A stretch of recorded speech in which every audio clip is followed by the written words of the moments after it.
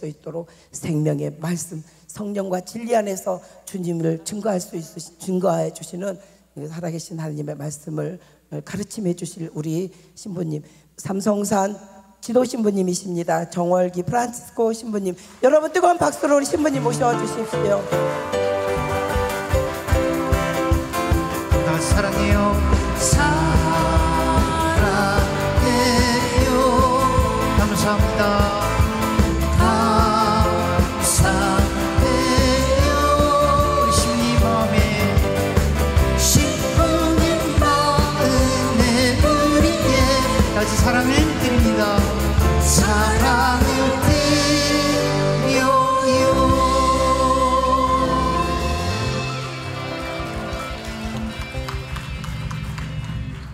네, 주님의 이름으로 사랑합니다.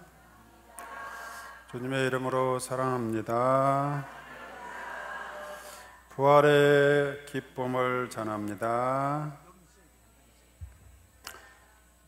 부활하신 주님께서 숨을 불어넣으시며 성령을 받아라 하셨습니다. 여러분 모두에게 성령이 가득하길 빕니다.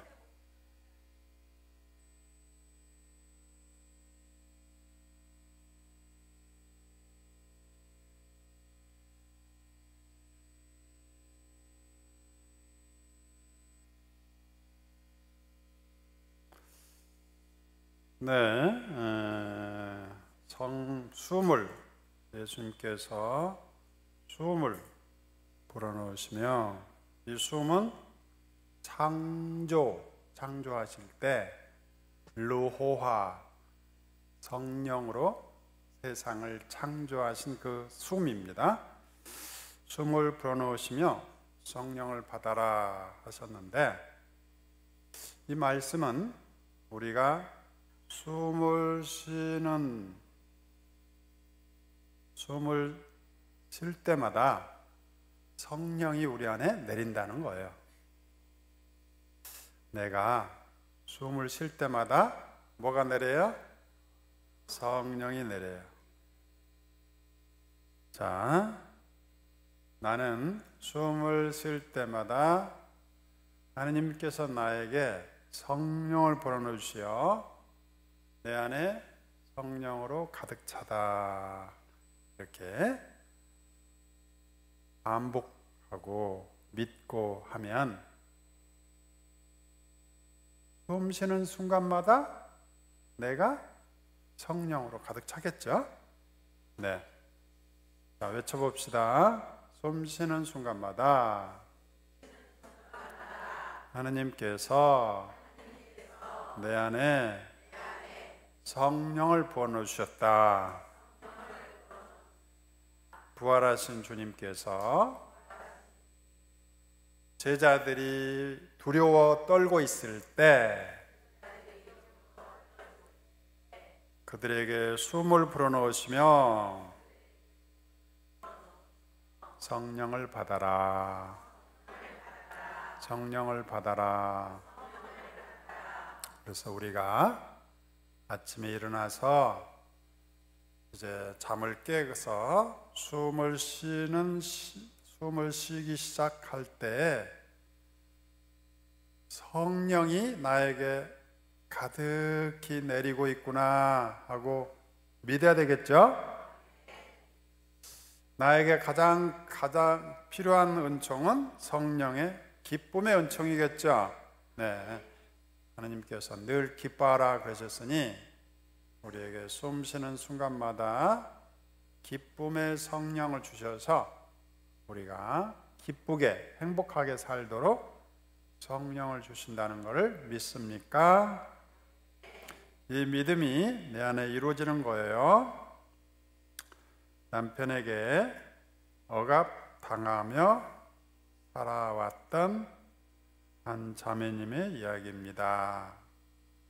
남편은 30년 동안 무시하고 함부로 말하고 때로는 애써 번 돈을 하루 저녁 술 먹고 날려버리고 또 와서 술 기운에 큰 소리치고 시댁 식구들과 함께 자신을 못 살게 했던 30년이 그야말로 끔찍한 30년이었습니다. 그동안 어떻게 견뎠는지 극단적인 생각을 하다가 아기 때문에 돌아섰던 세월을 이야기했습니다. 30년 동안 저 남편을 어떻게 바꿔서 우리 가정도 행복한 가정이 될 수 있을까? 남편을 바꿔보려고 애를 썼지만 30년을 공들였지만 마음대로 돼야 안 돼요. 마음대로 되질 않아요. 다행히 인생의 멘토를 좋은 스승을 만났습니다. 신앙의 스승, 신앙의 길잡이를 만나서 길이요 진리요 생명이신 주님을 만나서 인생길, 참다운 인생길을 발견하였습니다. 그동안 남편에게 뚫리면서 살아왔는데 남편이 행복하면 내가 행복하고 남편이 괴롭히면 내가 불행하고 그 남편을 끊임없이 고쳐보려고 했지만 전혀 개선된 점이 없고 그거는 본인이 남편에게 휘둘리면서 살았던 거는 밑바닥에는 남편에게 인정받으려는 그것에 내 삶의 가치를 두기 때문이라는 걸 발견했어요. 그러니까 남편으로부터 인정받는 것이 자신의 가장 중요한 가치라고 여기면서 살았고 남편이 바뀌지 않는 한 내가 인생의 참다운 가치를 발견할 수 없다고 생각을 한 거예요. 그래서 그 인생의 스승, 멘토가, 신앙의 지도자가 당신은 인생의 가치를 어디에 두고 있습니까? 하느님입니까? 남편입니까? 하느님의 사랑이 당신의 최고의 가치입니까? 아니면 남편으로부터 인정받는 것이 당신의 최고의 가치입니까? 하면서 물었을 때 이 자매님은 뭔가 깨달음이 생겼어요. 그동안 나는 자신은 남편의 인정을 받는 것이 자신이 늘 갈망했던 바람이었구나. 남편의 사랑을 받는 것이 나의 최고의 행복이라고 생각했었구나. 내 삶의 최고의 가치는 남편 없이는 이룰 수 없다고 생각했던 거죠. 그런데 30년을 기다려도 막막한 데서 더 이상 기다릴 수가 없는 현실을 직시하게 됐죠. 물론 남편이 이제라도 배려해주면 얼마나 좋겠어요. 사랑해주면 얼마나 좋겠어요. 그러나 그럴 리는 없을 것 같아요. 30년 동안 실망시켰는데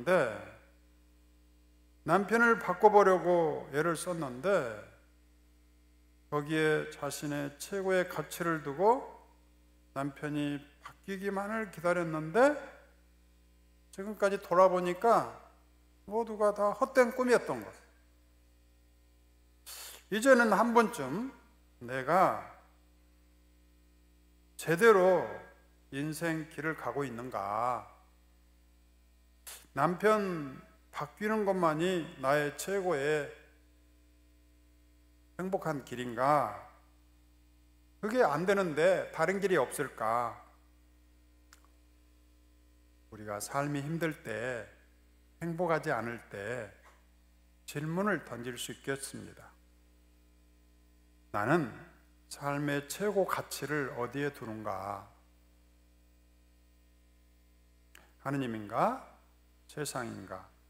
하느님인가? 남편인가? 하느님인가? 건강인가? 하느님인가? 자녀들인가? 하느님인가? 사람들인가? 하느님이 나의 최고의 가치가 되면 내가 그 가치에 따라 신념 체계가 형성되는 거죠. 예를 들어서 하느님이 나의 최고의 가치라면 하느님의 사랑이 나의 최고의 관심사가 되고 내가 사랑받고 사랑하는 것이 내 인생의 신념 체계가 될 것이고 나의 믿음이 되겠죠. 그러나 남편에게 인정받고 남편을 바꿔보고 어떻게 남편을 통해서 내가 행복을 얻으려고 할 때는 마음대로 안 되는 거죠. 남편이 내 마음대로 해주지를 않는 거죠. 하느님의 인정에 가치를 두는 건가? 사람의 인정에 가치를 두는 건가? 근본적인 점검을 해보니 실제 현재까지 나는 가치를 사람에게 두었구나. 이제라도 내 삶의 최고의 가치는 이스라엘아 들으라. 내 마음을 다하고 내 목숨을 다하고 내 온 힘을 다해서 하느님을 사랑하라. 그리고 내 이웃을 내 자신처럼 사랑하라. 하느님 사랑을 받고 하느님을 사랑하는 것이 내 인생의 최고 가치인데 내가 사람에게 내 인생을 걸어놓고 있었던 거죠. 자, 나의 가치는 사랑이라고 할 때인데 그러면 이 가치는 어디서 나오는가 하면 정체성에서 나옵니다. 나는 누굽니까? 나는 누군가요? 나는 남편의 아내인가요? 아니면 하느님의 자녀인가요? 나는 누구인가? 이것이 중요합니다. 우리는 살아가면서 이런 질문을 거의 하지 않죠. 예수님께서 우리에게 질문 던진 적이 있죠. 너희는 나를 누구라고 하느냐? 예수님이 우리의 참다운 주인이고 예수님이 나를 사랑하고 내가 예수님을 사랑하는 그런 주인의 관계에 형성될 때는 내가 내 자신의 인생 길을 제대로 발견해서 내가 하느님 안에 머물게 되겠죠. 자, 이 자매님은 나는 누군가라는 근본적인 질문을 받게 됩니다. 나는 남편의 아내인가? 아니면 하느님의 자녀인가? 여러분 어떻습니까? 남편의 아내입니까? 아니면 하느님의 자녀입니까? 분명하죠. 우리는 모두가 다 물론 남편의 아내이기도 하지만 우리 존재의 뿌리는 하느님의 자녀라는 것이죠. 하느님의 사랑을 받는 자녀로서 정체성을 회복하려면 하느님의 사랑 안에 머물러야 된다는 것입니다. 그동안 나는 남편으로부터 인정받는 것이 자신의 가장 중요한 가치라고 여기고 어떻게든지 남편을 바뀌어보려고 했지만 30년 동안 뜻대로 되지 않았던 거예요. 요한복음에 보면 아버지께서 나를 사랑한 것처럼 나도 너희를 사랑하여 왔다. 내 사랑 안에 머물러라는 주님의 말씀이 있습니다. 우리가 하느님 사랑 안에 머물 때 우리의 삶의 길이 열리는 것입니다. 나는 이 하느님 사랑 안에 머물면서 나는 누구인가? 하느님의 사랑받는 존재이다. 외쳐봅시다. 나는 하느님의 사랑받는 존재다. 나는 하느님의 사랑받는 존재다. 나는 하느님의 용서받는 존재다. 나는 성령이 충만한 사람이다. 부활하신 주님이 숨을 불어넣으시며 성령을 주셨다.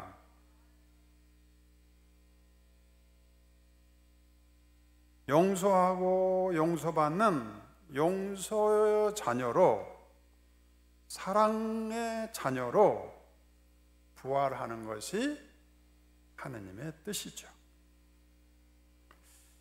하느님의 자녀의 존엄성을 갖고 기쁘고 당당하고 행복하게 사는 것이 하느님의 뜻이죠. 물러가라. 하느님의 딸이 나가신다. 이런 자랑스러운 시작을 이 자매님은 하기 시작했습니다. 더 이상 남편에게 내 인생을 걸어놓지 않고 하느님의 자녀로서의 존엄을 회복하고 물러가라. 하느님의 딸이 나가신다 하면서 이제부터는 자신의 삶을 하느님의 자녀다운 존엄을 회복하고 떳떳하고 즐겁고 행복하게 살기 시작한 거예요. 하느님의 아들들이 나가신다.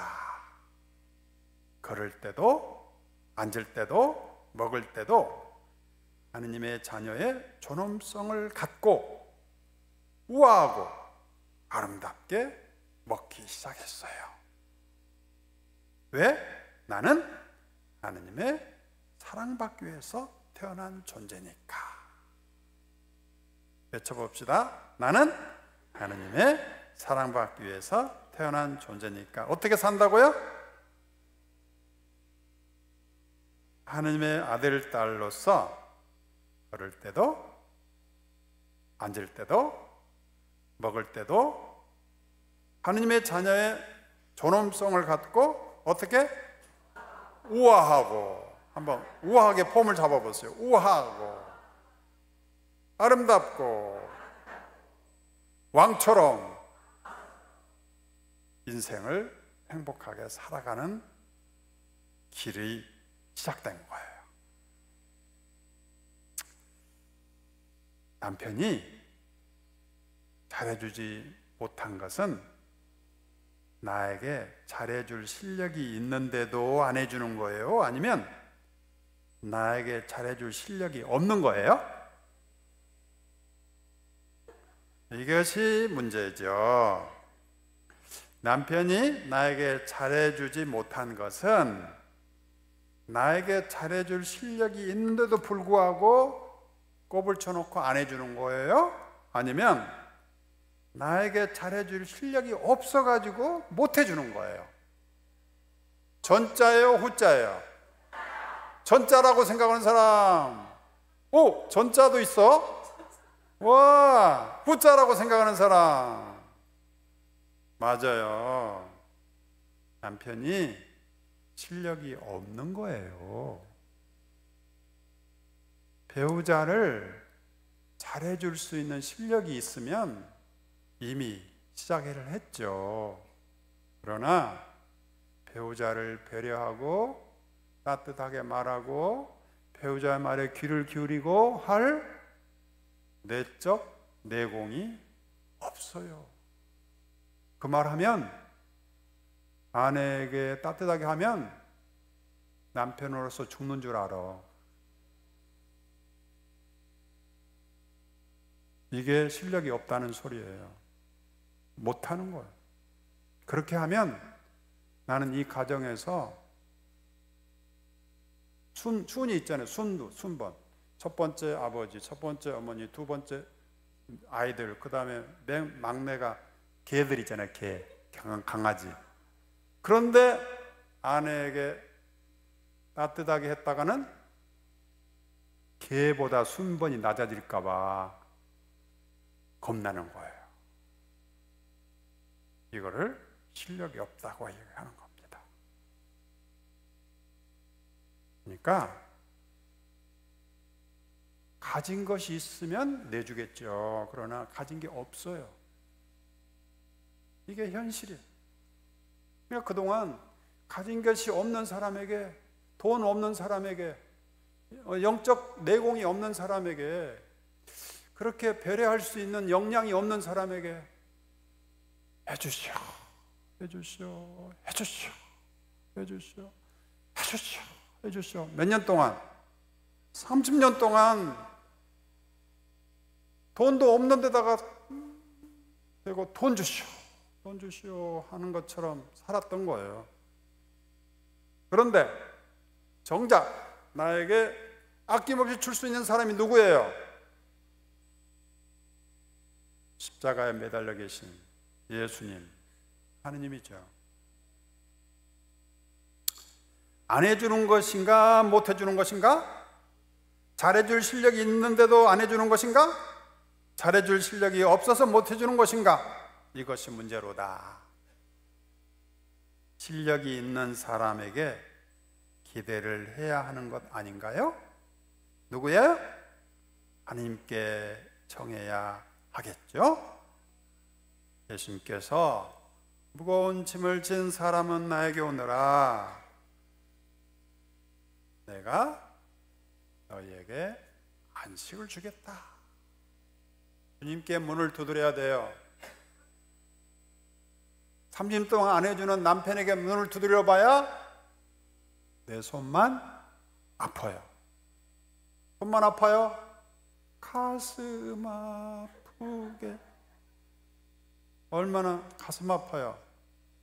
하나님께서 남자와 여자는 부모를 떠나 둘이 한 몸이 되도록 배려하고 아끼고 사랑하고 하나가 될 정도로 사랑하라고 초대받았건만 다른 사람한테는 너무나 잘해.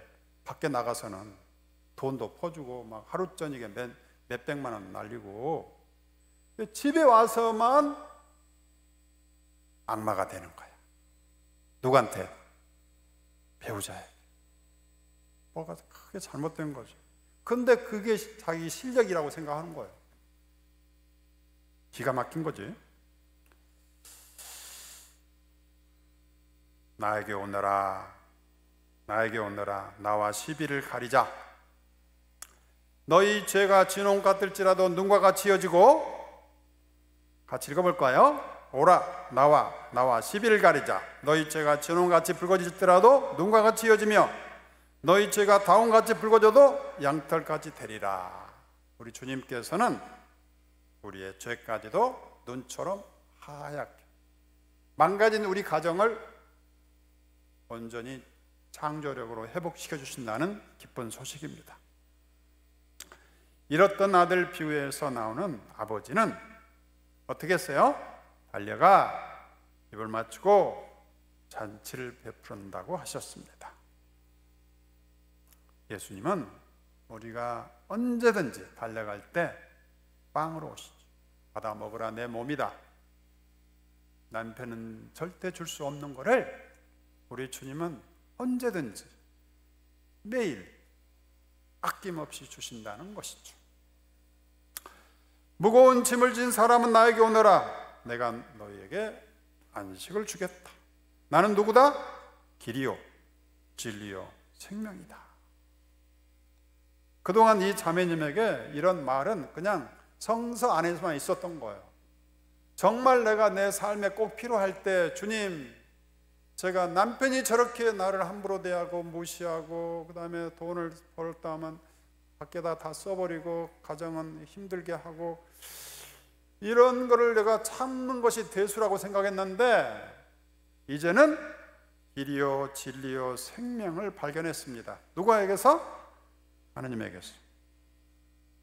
나를 점지해 주신 하느님, 내가 이 세상에 올 때 점지해 주신 하느님, 당신 모습대로 창조하신 하느님, 사랑으로 지으신 하느님은 당신 아들까지 내어주면서 사랑하는 하느님이죠. 읽어볼까요? 아버지께서 나를 사랑한 것처럼 나 너희를 사랑하였다. 너희는 내 사랑 안에 머물러라. 이사야서 말씀이에요.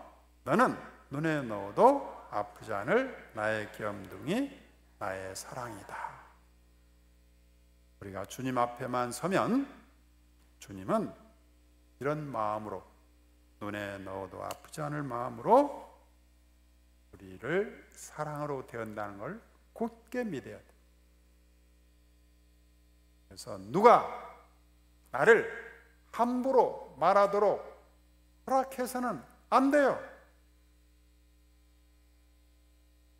그 사람이 남편이든 누구든 나에게 함부로 말하고 함부로 행동하고 무시하고 놔둬서는 돼, 안 돼요? 안 돼요. 분명히 이야기해야 돼요. 여보, 나는 어디까지나 당신을 존중하고 배려하는데 당신이 하는 말은 나에게 비수처럼 나를 고통스럽게 하는데 다음부터는 조금 말을 부드럽게 해주면 고맙겠어요. 만약 그렇게 안 해주면 내 가슴이 아플 거예요. 그러면 내일부터 밥 없어요. 못 해줘요. 분명히 이야기해야 되고 적어도 하루를 굶겨야 돼요. 이걸 참고 하니까 습관화 돼버린 거예요. 내가 얼마나 소중한 존재인지 표현해야 돼요.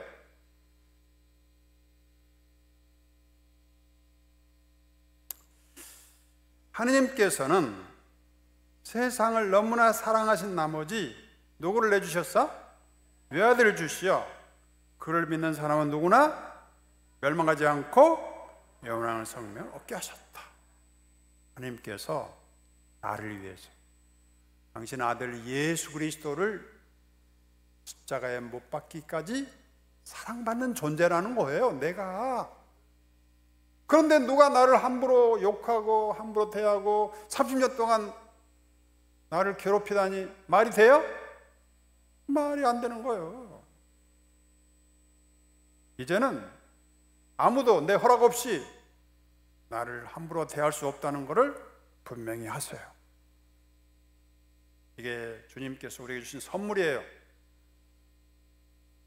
그래서 이 자매님은 그때부터 걸음걸이가 달라졌어요. 당당하고 눈빛이 달라졌어요. 하나님의 자녀로서 거듭난 거예요. 내가 사랑받는 존재다.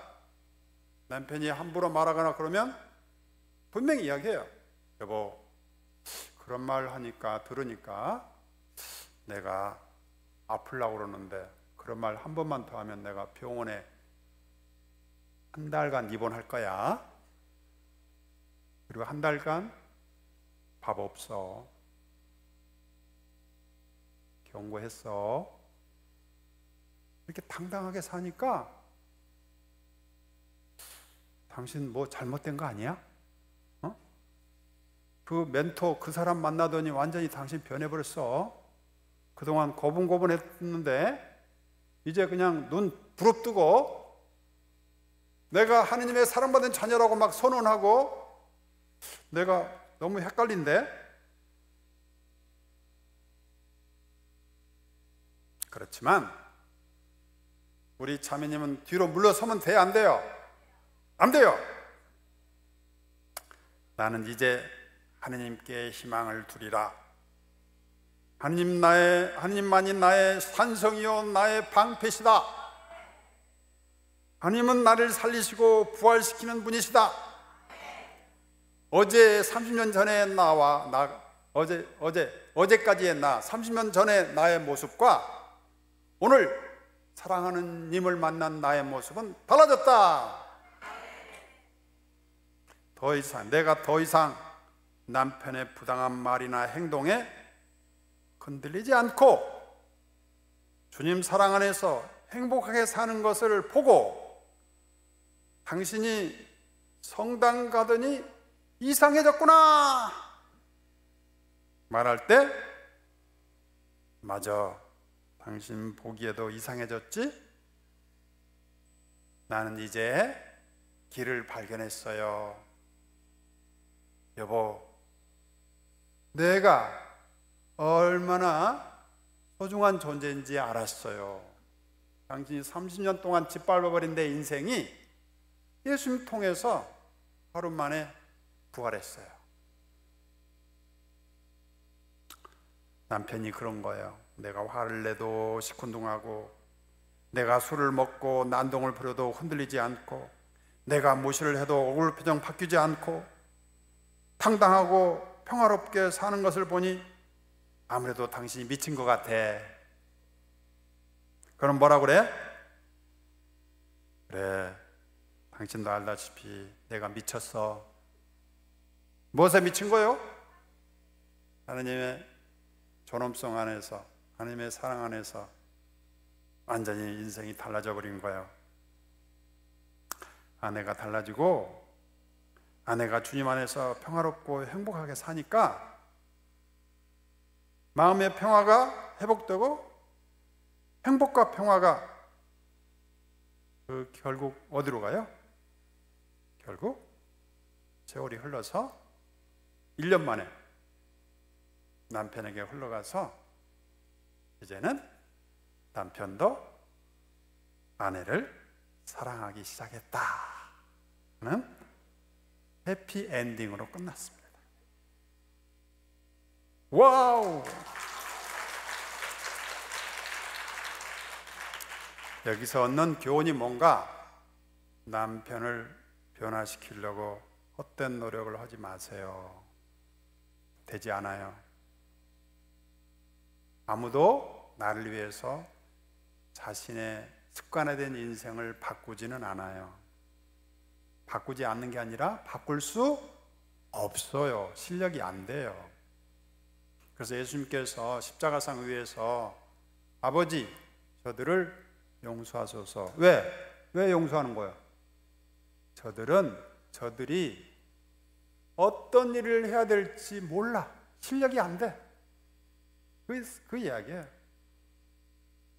결국 하느님을 모르고 어떻게 살아야 될지 모르고, 그러니까 우리를 사랑하신, 자신들을 사랑하는 주님을 십자가에 매달려서 돌아가시게 하셨잖아요. 그런 악한 사람들이 주님도 그럴진데 나를 못하겠어요? 실력이 안 되는 거예요. 그래서 나는 빨리 남편의 올가미에, 굴레에서, 나를 괴롭히는 사람의 굴레에서 부활해야 돼요. 그래서 누구한테 달려가야 돼요? 나를 죽기까지 사랑하시는 주님께 달려가야 되는 거예요. 주님, 이제는 남편도 아내를 존중하고 배려하고 아낄 줄 아는 사람이 되었답니다.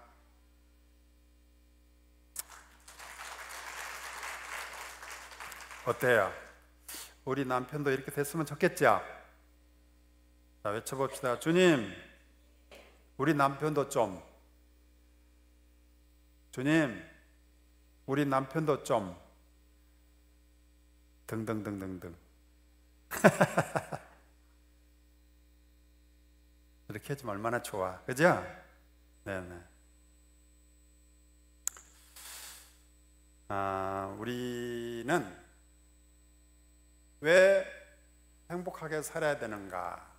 이유는 하나예요. 아버지 때문이에요. 루카복음 15장에 보죠. 작은 아들 아버지에게로 갔다.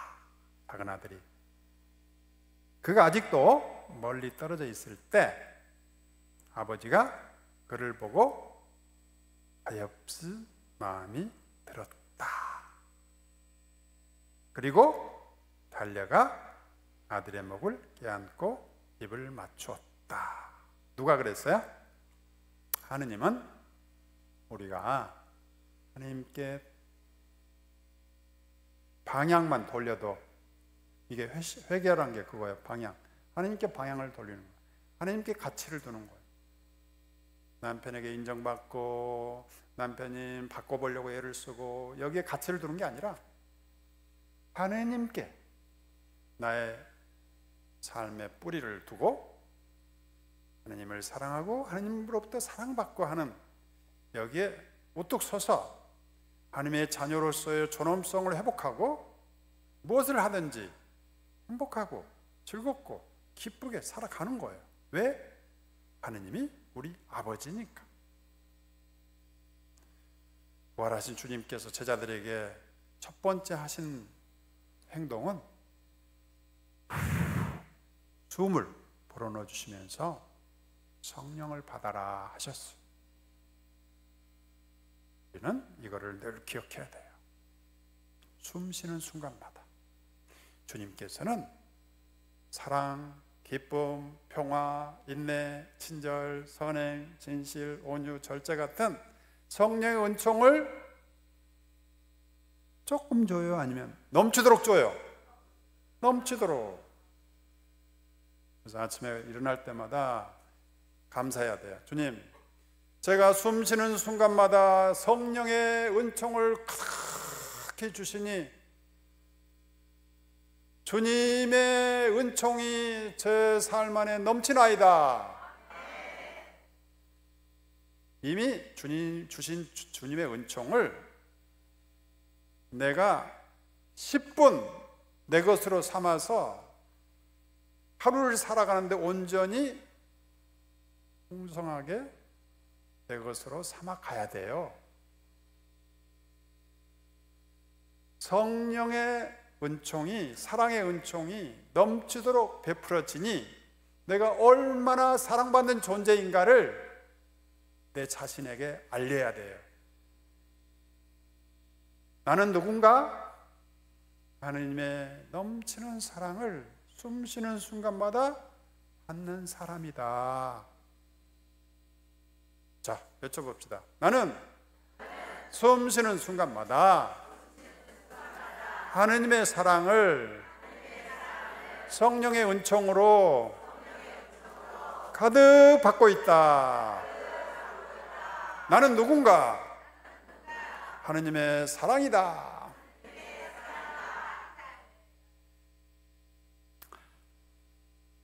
내가 나 자신을 존엄하고 소중하게 여기는 것이 가장 중요한 거예요. 아무도 내 허락 없이 나를 함부로 말하고 평가할 수 없어요. 누가 뒷담화하면 어떻게 해야 돼요? 쫓아가 가지고 일로 와봐, 너 죽고 나 살자 하고 한바탕 해야 되는 거예요? 성령을 받은 사람은 그렇게 살면서 귀중한 시간을 낭비해서는 안 되는 거예요. 나를 뒷담화하는 사람은 뒷담화할 실력이 있는 거예요? 아니면 사랑할 실력이 없는 거예요? 그렇죠. 나를 배려할 실력이 없는 사람들이에요. 나를 배려할 실력이 없는 사람들에게 내 소중한 시간을 쓰면 돼, 안 돼요? 그렇죠. 그래서 누가 뒷담화 한다고 그러면 어떻게 해야 돼요? 고맙다, 또 다음에 해다오, 끝. 그렇게 해보면 끝나는 거예요. 자, 누가 뒷담화 한다, 어떻게 한다고? 고맙다, 또 해다오. 그러면 상대방이 힘이 팔려서 더 이상 할 맛이 안 생기는 거예요. 이게 바로 그 유명한 예화에 나오는 선신과 악신의 이야기예요. 우리에게는 선신이 있고 악신이 있어요. 무의식적으로 있다는 건 무의식적으로. 의식할 때는 우리가 다 선을 향하죠. 그러나 우리의 많은 행동이 거의 75%가 무의식에서 나와요. 당신 또 화냈구만. 왜 화내요? 의식에서는 화가 웬만큼 안 나요. 그러나 무의식적으로 나도 모르게 나와버리는 거예요. 습관화돼서. 그런데 이처럼 우리 속에는 선신도 있고 악신도 있어요. 인디언 그 할아버지 이야기예요. 인디언 할아버지가 손자에게 이제 옛날 이야기를 해준 거예요. 우리 안에는 선신도 있고 악신도 있단다. 근데 서로 싸우고 있단다. 그래서 손주가 그러면 누가 이겨요? 그러니까 할아버지가 뭐라고 그랬어요? 네가 밥을 준 쪽이 이긴다. 이렇게 표현했어요. 누구예요? 자신이. 우리 안에 있는 선신과 악신이 있는데 다른 사람이 아니에요. 내가 누구에게 밥을 주고 있는가?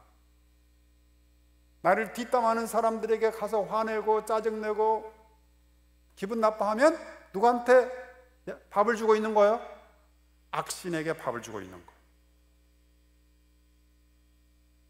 그런데 누가 뒷담화하더라도 주님께서 나를 이렇게 사랑하시고 성령으로 가득 채워주신다니 나는 주님의 말에 귀를 기울이리라 하면 선신에게 밥을 주는 거예요? 악신에게 밥을 주는 거예요?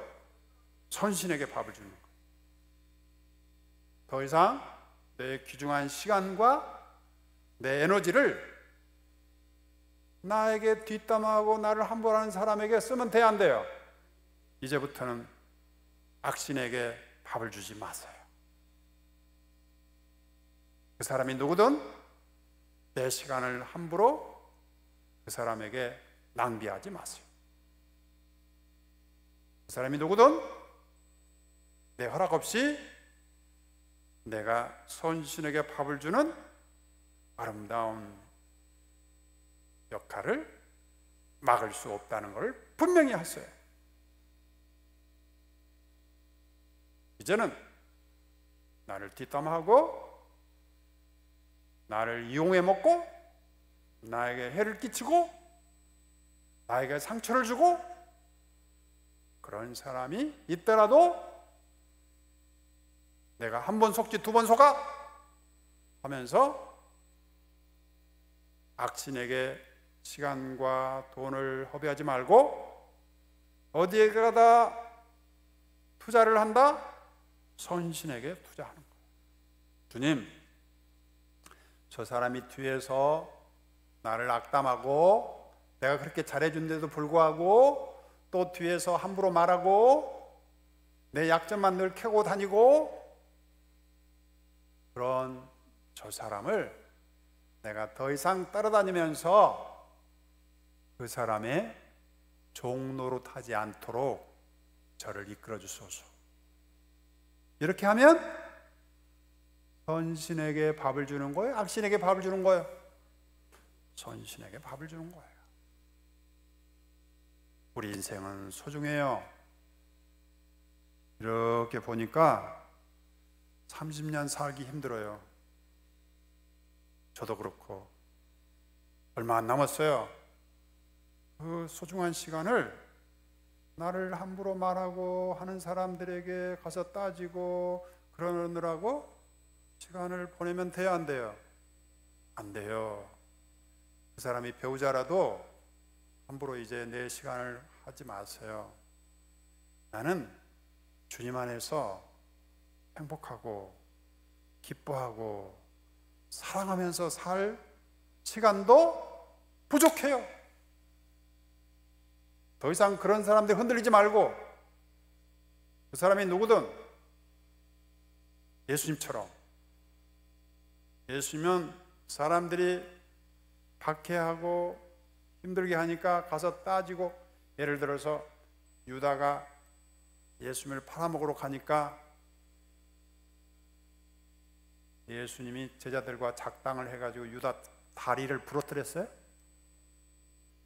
가서 유다를 따져가지고 너 왜 그랬냐고 따졌어요? 예수님이 저녁에 잘 때 잠도 안 자면서 그거 묵상하면서 잠 못 잤어요?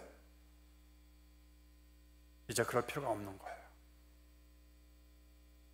그 사람은 그렇게 하도록 놔두는 거예요. 따라다니지 말아요. 그 사람에 있는 악신, 내 안에 있는 악신에게 더 이상 밥을 주지 말고 나는 나를 죽기까지 사랑하는 그분 때문에 내 마음을 열고 숨 쉬는 순간마다 사랑의 영, 기쁨의 영, 용서의 영, 인내의 영, 친절의 영, 자비의 영, 아름답게 살 수 있는 영을 주신 주님과 소통하면서 사는 거예요. 우리 주님도 그렇게 살아오셨어요. 많은 사람들이 예수님이 칭찬만 한 게 아니라 끊임없이 바뀌었지만 예수님은 오직 아버지와의 소통 속에서 나는 아버지께서 원한 것이 아니면 아무것도 하지 않는다 하는 마음으로 한 걸음 한 걸음 아버지만을 향해서 갔었기 때문에 3년이란 짧은 생활이, 짧은 삶이 온 세상 사람들의 마음을 울리게 했던 거예요. 우리도 그렇게 살 수 있어요. 예수님처럼 살아가면 돼요. 더 이상 눈을 다른 데 돌리지 마세요. 목표를 예수님께 향하세요. 우리가 그리스도 안에 있고 그리스도가 우리 안에 있다면 우리는 길이요 진리요 생명이신 주님께서 우리 앞길을 활짝 열어줄 거예요. 더 이상 사람들에게 휘둘리지 마세요.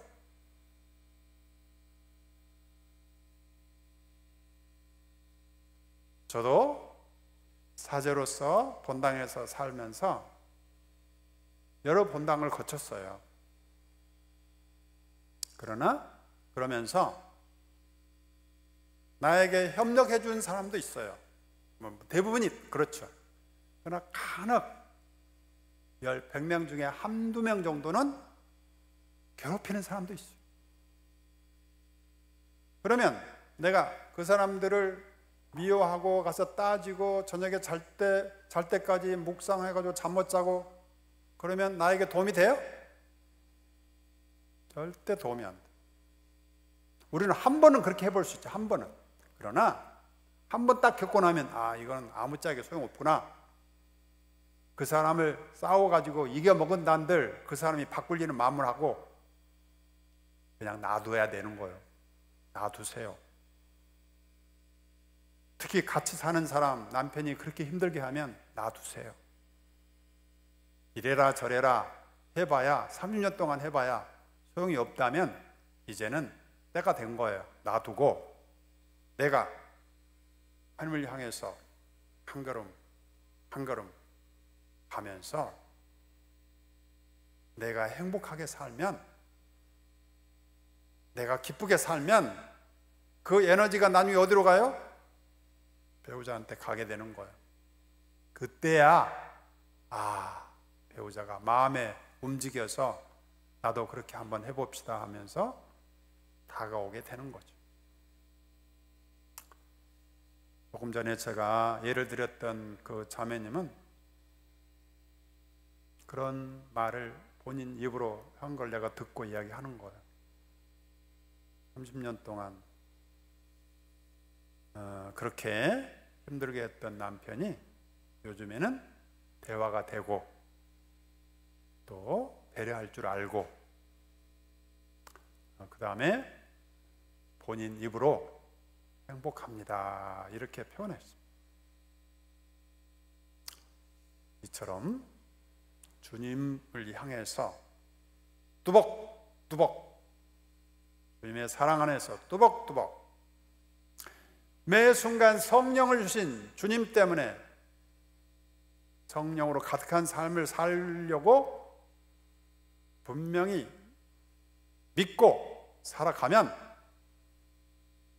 길이요 진리요 생명이신 주님은 나를 당신께로 잘 이끌어 주실 거예요. 외쳐봅시다. 주님, 제가 부활하신 주님과 함께 제 삶을 부활하겠습니다. 더 이상 세상 사람들의 헛된 말에 뒷담화에 흔들리지 않고 그 사람 허도록 놔두고 나는 주님께 한 걸음 한 걸음 다가가서 죽기까지 사랑하신 주님 사랑 안에 몸을 엽니다. 그러면서 내가 행복하게 살기를 가장 바라신 분은 누구다? 하느님이시다. 더 이상 나를 힘들게 하는 사람 때문에 시간이나 마음이나 내 에너지를 낭비하지 말고 나에게 아낌없이 사랑할 실력이 있는 하느님께 우리 마음을 두고 주님, 무엇이 나를 하나님의 사랑에서 떼어놓을 수 있겠습니까? 환난입니까? 역경입니까? 박해입니까? 그 지옥의 그 시면의 지옥의 그 시면입니까? 죽음입니까? 그 무엇도 나를 하나님의 사랑에서 빼놓을 수 없습니다라는 분명한 믿음을 고백하면서 살아간다면 여러분의 앞날은 아름답게 열리리라 믿습니다. 주님 사랑합니다. 날마다 숨쉬는 순간마다 성령을 가득히 내려주신 주님을 믿고 부활하겠습니다. 주님 사랑합니다. 아멘.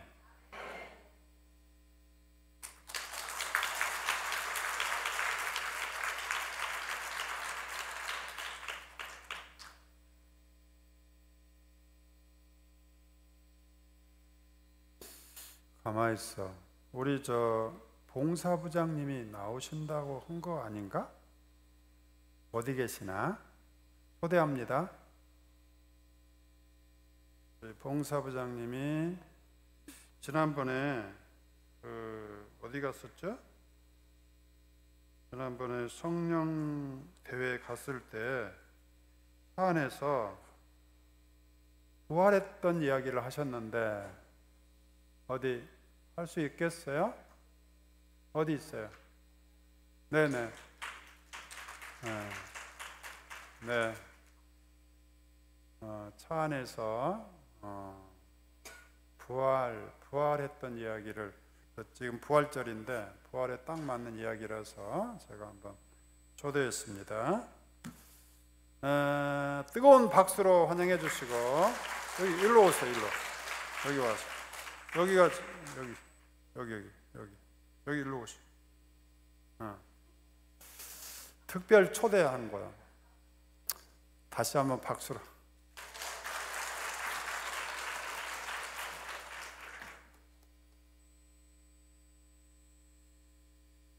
떨려?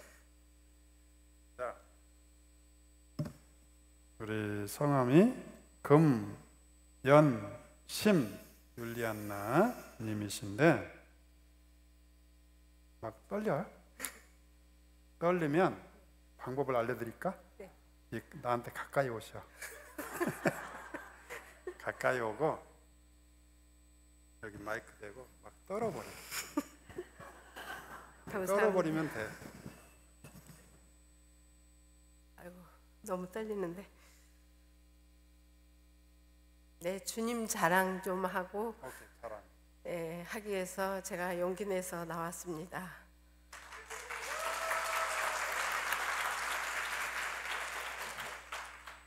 저는 2013년도에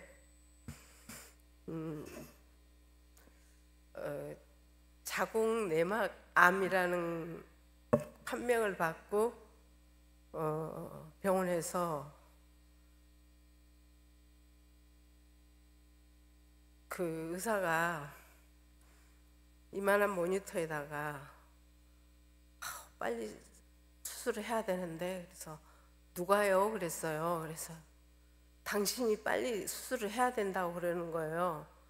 그래서 검사를 받고, 그 전에 잠깐 얘기를 할게요. 저는 냉담을 밥 먹듯이 하고 신부님 말씀처럼 세상의 가치를 하느님한테 안 두고 물질, 돈, 장사하면서 돈 모으면 편하게 살고 그런 마음으로 정말 하느님은 뒤에 놔두고 장사에만 열심히 하면서 살았어요.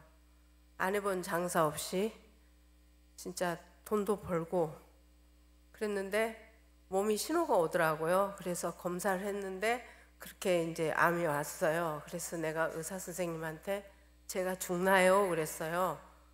말씀을 안 하시더라고요. 그래서 한참 있다 보니까 친구가 안 나오니까 같이 따라왔던 친구가 안 나와서 제가 이렇게 나와서 있는데 친구한테는 얘기를 다 했나 봐요. 이렇게 상태가 안 좋으니까 빨리 결정을 해서 수술을 하라고 그런 거예요. 그래서 제가 마치 그 전에 언니가 걱정이 돼서 친구한테 전화를 했는데 언니가 그 소리를 듣고 친구가 언니한테는 솔직하게 얘기를 했나 봐요.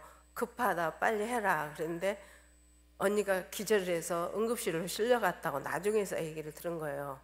그래서 저는 정말 하느님보다도 물질, 돈 이거를 세상적으로 살다 보니까 한 번씩 냉담을 자주 하다 보니까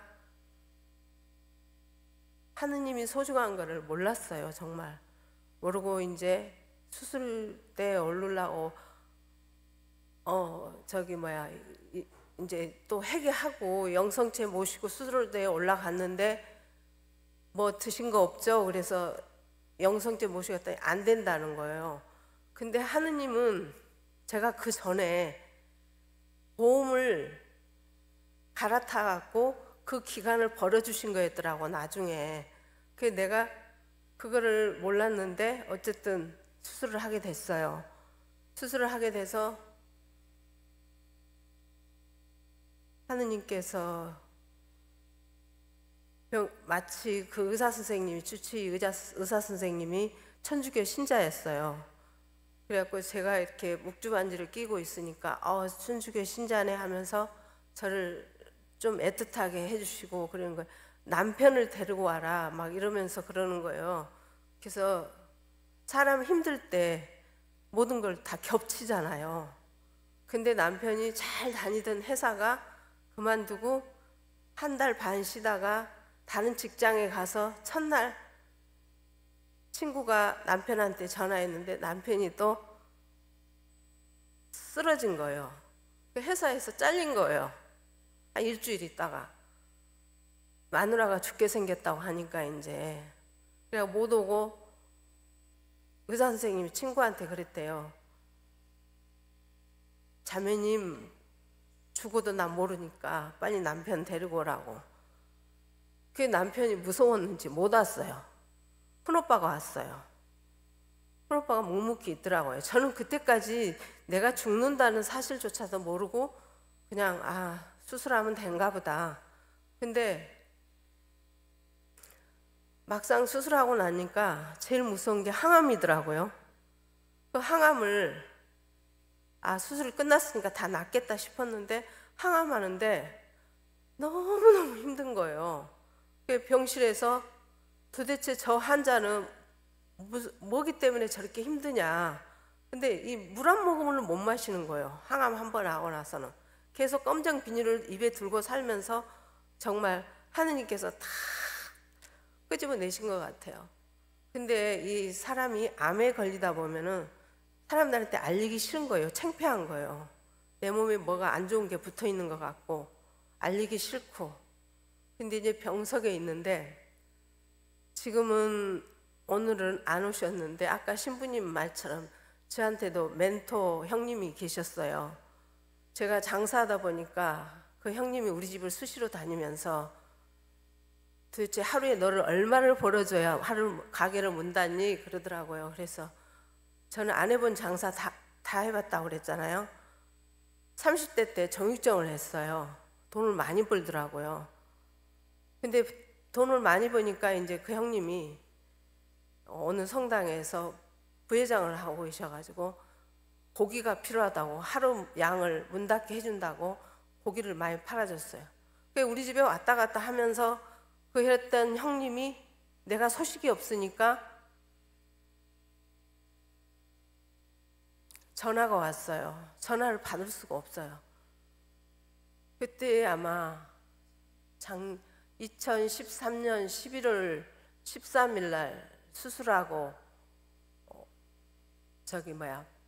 병석에 있는데 문자가 와서 형님 나 이만저만해서 암이라네 기도 좀 해주세요. 그랬더니 야 축하한다 그러는 거예요. 그래서 아니 뭐가 축하할 일일까? 그랬더니 너는 예수님 고통에 동참하였으니 축하한다고 그러는 거예요. 그때까지 예수님도 잊고 있었고 그런데 어디선지 모르게 힘이 나는 거예요. 물도 못 마시고 화장실도 못 가고 침대에서 다 저기 하고 그랬는데 기어다닐 정도였는데 한 석 달을 걸음을 못 걸으니까 사람이 근력이 없어서 걸음을 못 걸겠더라고요. 근데 어디선지 한 발자국 걸었는데 그래 예수님은 아무것도 못 드시고 그런데 나는 능계류도 많네. 아, 하느님 감사합니다. 그러고 있다가 집에 와서 정말 기어다니면서 생활하다가 진짜 너무너무 내가 정말 죽는지도 몰랐어요. 근데 나중에 세월이 지나서 항암하고 세월이 지나서 한 5년이 있는데 친구 셋이서 밥을 먹는데 너 좀 괜찮니? 그러는 거예요. 그래서 왜? 그랬더니 얘가 너 죽는다고 해서 맨날 울고 다녔어. 지금 괜찮다니까 다행이다 이러면서 그런 얘기를 하는 거예요. 근데 어쩐지 언니가 자기 집안 팽개치고 3개월 동안 나를 보살펴 준 게 밤마다 내 코에다 대고 귀를 대고 숨을 쉰가 안 쉰가 확인하고 밤 10시만 되면은 자기 모임이 있는 사람들 모여서 전화로 나를 위해서 기도를 하는 거예요. 기도가 얼마나 중요한 걸 알았고요. 그리고 우리 구역 식구들이 매일 우리 집에 와서 9일 기도를 해주시고 그렇게 또 항암 날짜가 돌아와서 갈 수가 없는 거예요. 그래서 휠체어 타고 택시를 타고 가면 차를 탈 수가 없는 거예요. 계속 토하니까. 항암하면 다른 사람은 주사 맞고 퇴원하는데 저는 일주일 있어야 돼요. 몸을 못 움직이니까. 근데 제가 느끼기에 그 형님이 문자로 계속 하느님 말씀을 문자를 줬어요. 그 말씀을 말을 못했어요. 제가 너무 힘이 드니까. 친구가 그러더라고요. 너 한 번씩 병원에 갈 때마다 시체 같았어. 볼 수가 없었어. 그렇게 말하는데 하느님은 정말 나를 사랑하시고 나를 이렇게까지 하느님 일을 하시게 하려는갑다 이런 생각에 아무튼 그 말씀 문자로 누구 병원에도 못 오게 하고 말할 수가 없으니까 못 오게 하고 그랬는데 그 말씀 문자로 보내주신 그 형님이 그걸 내가 듣고 아 나도 세상적으로 나가면 환자들한테 하늘을 위해서 기도하고 환자들한테 이렇게 문자를 줘야 쓰겠다 이런 마음 들면서 제가 병실에 5층이었어요. 걸어다니는 모습만 봐도 그렇게 부러울 수가 없는 거예요. 하느님 나 살려만 주시면 이 세상 일을 다 접고 하느님 일을 하겠습니다. 살려만 주십시오. 그러고 내가 그 침실에서 간절히 기도를 했어요. 나도 걷게만 해달라고. 이게 3개월 동안 못 걸으니까 걸을 수도 없고 기어다니고 아무튼 그렇게 몇 개월을 지나 보니까 퇴원해갖고 집에 와서 제일 먼저 성당을 찾아갔어요. 우리 집에서 성당까지 가려면 12분인데 1시간 걸리더라고요. 내가 걸을 수 없이 붙잡고 가면서 누가 쳐다볼까 봐 아무런 않는 척하고 근데 그렇게 다니다가 2014년도에 삼성산에 왔어요. 삼성산에서 저쪽에 앉으면서 기도하다가 봉사자들 보니까 좋아 보이더라고요. 나도 하느님 일을 하려면 봉사자가 되었으면 좋겠는데 그런데 마치 제 옆에 영상부에 이신자 부장님이 옆에 앉아 계셨어요. 그래서 봉사해보겠냐고 그래서 했다. 근데 그때 다뒤쟁님이 전화를 몇 번 했는데 제가 받을 수가 없었어요. 그 어려운 일이 닥치는데 제가 친구를 좋아하다 보니까 집에 경매까지 넘어가게 됐었어요. 근데 집은 그 친구가 경매를 이렇게 하다 보니까 그 정말 미치겠는 게 뭐냐면은 딱 인터넷에서 내 집이 뜨니까 그 어느 변호사들 저기가 그렇게 편지하면 그렇게 많이 오더라고요. 한 6개월 동안 내가 정말 너무너무 힘들었는데요.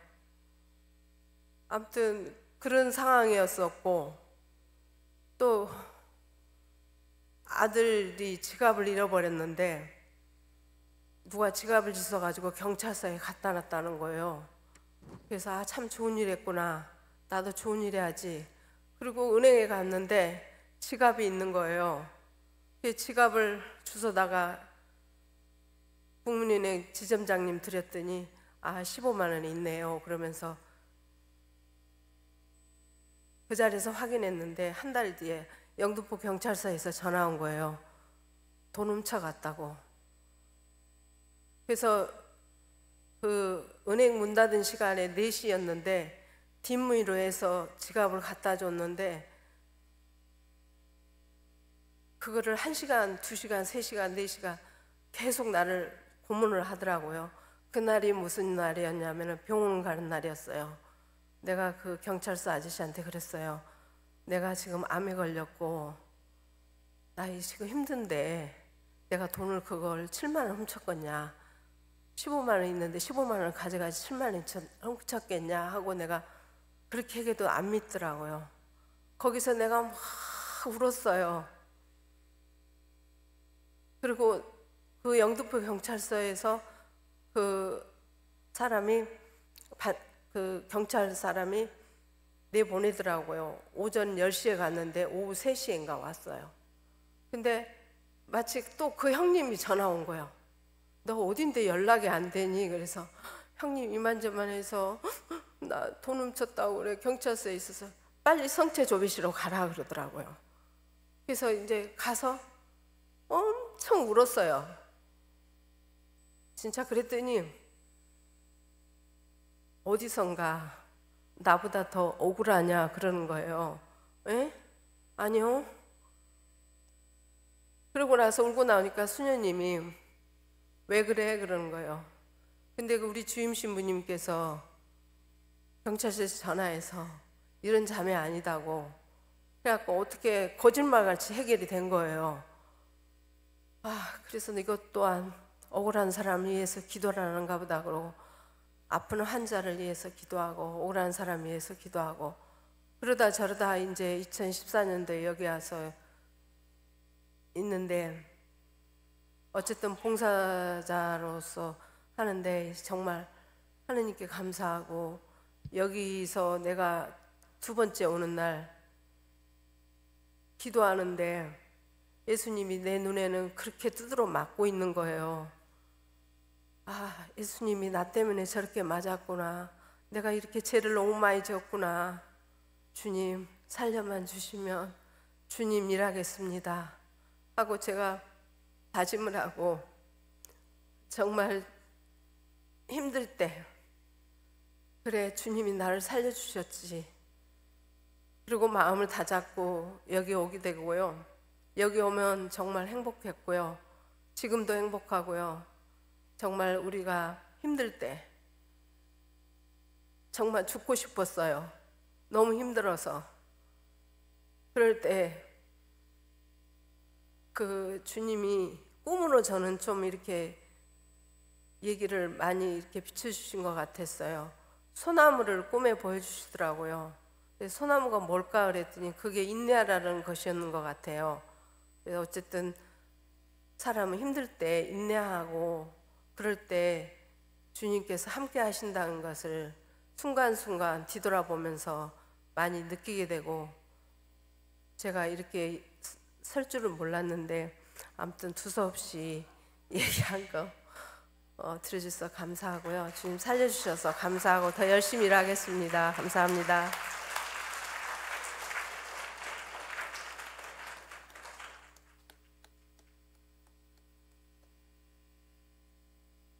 네.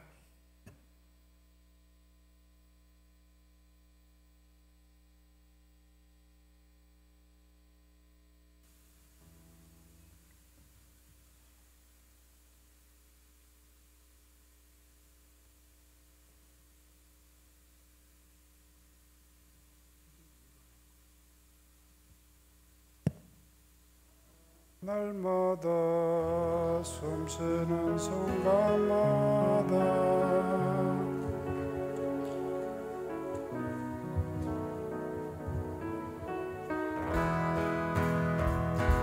날마다 숨쉬는 순간마다 내 앞에 어려운 일보내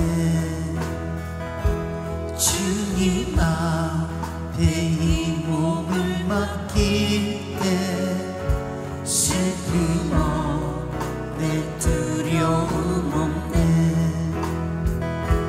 주님의 그 자비로운 손길 항상 좋은 것 주시도다